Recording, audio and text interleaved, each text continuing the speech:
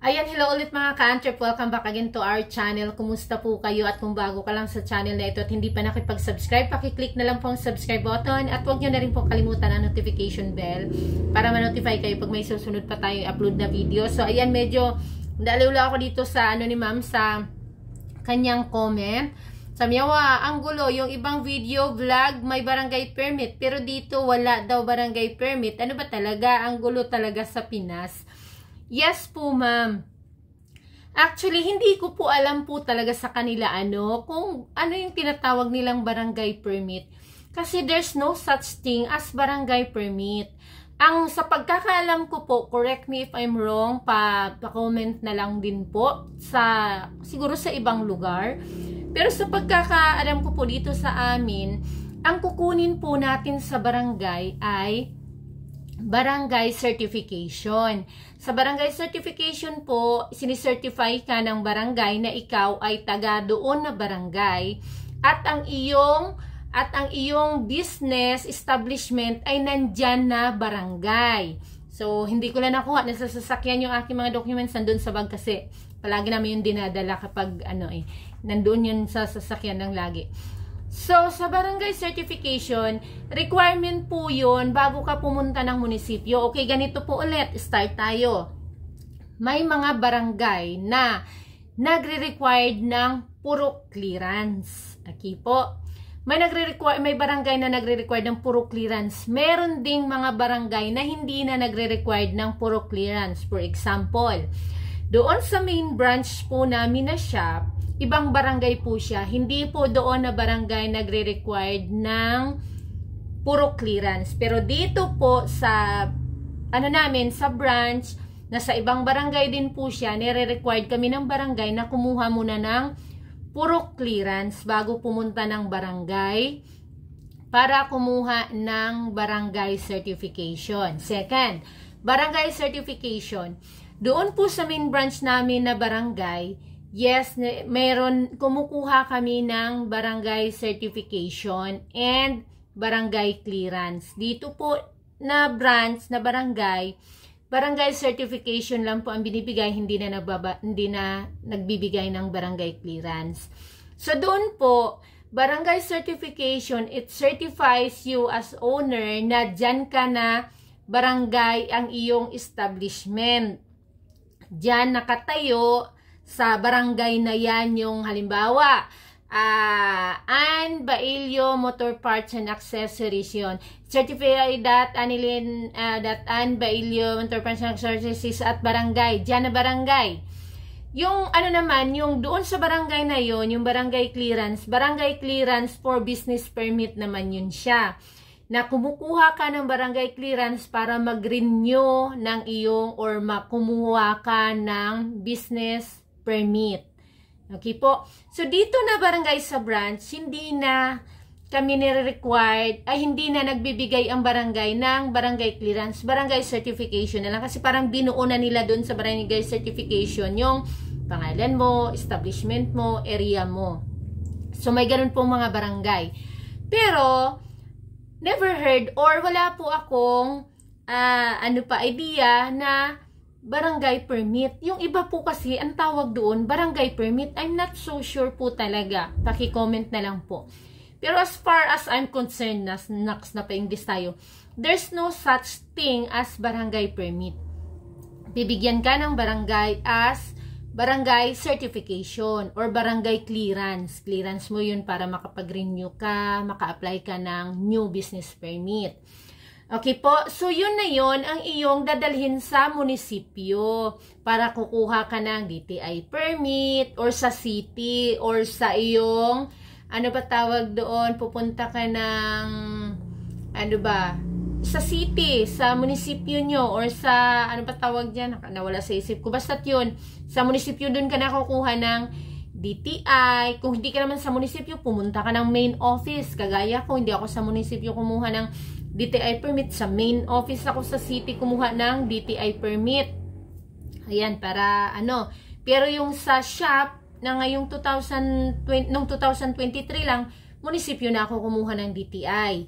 So, yun, doon ka nakukuha ka ng DTI permit. Pero dala-dala mo po yun ha, yung barangay certification. So, hindi talaga siya permits. Hindi ko lang sure talaga sa ibang barangay kung tawag nyo ay barangay permit. May mga iba din kasi dito, tawag doon, barangay permit. Pero, sa pagkakaalam ko at sa tinagal-tagal naman na nagre-renew ko at kumuha, 3 yung aking DTI, puro po siya barangay certification. Barangay certification at barangay clearance for business permit. So, requirement lang siya para kumuha ka ng business permit. Pag business permit po kasi, including na doon, meron ka ng DTI permit, may COR. Yun na yung COR po kasi, yung Certificate of Registration sa BIR. Tawag din po kasi ng iba doon, BIR permit. Okay, so BIR permit / Certificate of Registration. Yun yung certification mo na registrado sa BIR yung iyong business. At nandoon na yung mayor's permit na ngayon ay hindi na siya mayor's permit. Ang nakalagay na sa plate, sa papel ay business permit na siya. So bago mo po yun makuha ang iyong business permit, marami ka muna mga clearances na kakailangang i-comply. Kasama na nga po doon yung barangay clearance or barangay certification. So sa new po, sa new or sa renew, kailangan po palagi ng barangay certification. Kung hindi naman nagbibigay ng barangay ninyo ng barangay clearance, certification lang, barangay certification. Kung pinagbuo-buo na nila doon yung details. So, kakailanganin mo barangay certification. Start tayo doon sa purok, 'di ba? So may mga purok na may mga barangay na hindi nagre-require ng purok clearance.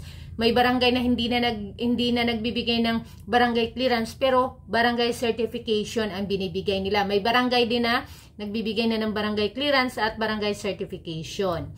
So basta ang pinakaano doon importante is barangay certification. Kasi minsan yung sa clearance binubuo na ang details. And then pupunta ka ng munisipyo bago ka po magka-come up, bago mo makuha yung tinatawag nating business permit or mayor's permit, old name mayor's permit na ngayon ay business permit na talaga nakalagay sa papel. So clearances. Okay, kasama na nga po doon, ulitin ko, barangay clearance. Nandiyan na yung sa sanitary clearance. Nandiyan na yung sa police clearance sa mga new. Andiyan na yung sa engineering clearance. Andiyan na yung sa, nabanggit ko na yung sanitary, diba? Sa zoning clearance or certification, mga ganon. Pag sinubmit mo na yung lahat-lahat, end ka doon para sa dating tawag na mayor's permit na ngayon ay business permit na siya. So, pag nilabas yun, yung business permit mo na papel na kulay green, o kung anong kulay man dyan sa inyo, resulta na po yan ng inyong mga clearances. Pero I'm not so sure po dyan sa tinatawag na barangay permit. Ano lang po yan? Barangay clearance or barangay certification. So, ang nagtatawag nun kasi, yung walang mga business permit, yung walang DTI, at walang business permit, yung dating mayor's permit. Yun yung mga tinatawag nila, may barangay permit naman kami. So, hindi talaga siya considered as permit na legal, na kagaya nung talagang business permit. Kasi pag may business permit ka, nag-comply ka ng mga clearances. So hanggang barangay lang yan siya. Clearance or certification lang yan siya. Wala kang ibang mga kinumply para makakuha ka ta ng legitimate na business permit. Kung mayroon ka na pong, kung ano man ang tawag mo dyan, business, barangay permit na yan, or barangay clearance or barangay certification, diretso mo na po yan sa munisipyo or sa city hall. Kumuha ka na ng DTI, kumuha ka na ng mga, kung new ka, yan, DTI, zoning, engineering, sanitary, police clearance, fire, para mag-come up yun. Pag natapos mo yun lahat, napakabilis na lang ngayon dahil online siya. Ang proseso nila online, pasa-pasa. Nagbayad ka na lahat, ibibigay sa'yo business permit na napapil, may tatak doon, business permit. Yun talaga yung legitimate na business permit. Alright? So, mayroon ding mga kumukuha ng business permit na hindi nagpa-register sa BIR. Walang mga BIR. Okay po, yun siya. Pero, wag nyo pong tagalan na hindi kayo kumuha ng BIR or hindi kayo kumuha ng Certificate of Registration sa BIR kasi baka po mamultahan kayo kung meron kayong DTI pero wala kayong Certificate of Registration sa BIR. Ayan, tuloy-tuloy nyo na po. Maliit lang po ang bayarin sa BIR. Depende na lang yun sa iyong i-declare doon. Maliit lang siya. Actually, napapamahal lang naman ako kasi may bookkeeper ako. So, medyo mas malaki pa nga ang na gagasto sa bookkeeper compare doon talaga sa mga binabayaran monthly, quarterly at annual. Sa annual naman sa renewal ng ng COR, ng Certificate of Registration, parang 500 lang. So, tuloy-tuloy niyo na po. Dahil po, alam niyo po ba, na napakalaking tulong yan. Kumuha agad ako ng mga business permits na yan. Napaaga yung pag-loan ko kasi requirement sa ating may mga business or self-employed ang business permits pag nag-loan po. Yan po ang pambala natin. So, kung 5 years ka nang 5 years ka nang may business, hindi naman kumpleto ang iyong business permit. Mayroon ka lang yung tinatawag mong barangay permit. Wala kang DTI, wala kang COR, Certificate of Registration sa BIR. So, humaba yung tenure mo ng pagbibusiness na hindi ka pa rin makakapag-loan. Kasi, wala kang kumpletong permits. Usually po kasi sa mga paglo-loan, ganyan na sa business, dapat nag-operate na yung business mo at least 2 years. Sa DTI, 2 years dapat ang establish ang business mo na ongoing or working or nag-ooperate. Ganun din sa bank. O diba? Kaya nga po nung after 2 years, ba agad ako ng loan kasi naka 2 years na ako na required ng mga pwedeng magpa-loan or requirement ng mag-loan na dapat nag-ooperate na yung business mo. So, yun po yung advantage ng pagkakaroon ng maagang business permit compare sa asahan mo lang yung iyong barangay permit. Okay po?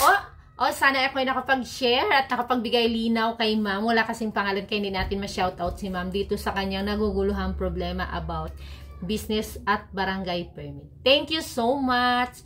Kung nagustuhan ng video, please pakipindot po ang like at pakishare na rin at pasubscribe na rin po at pakipindot na rin po ang notification bell para ma-notify ka po pag mai-upload ako ang bagong video sa susunod na mga araw or bukas. Bye!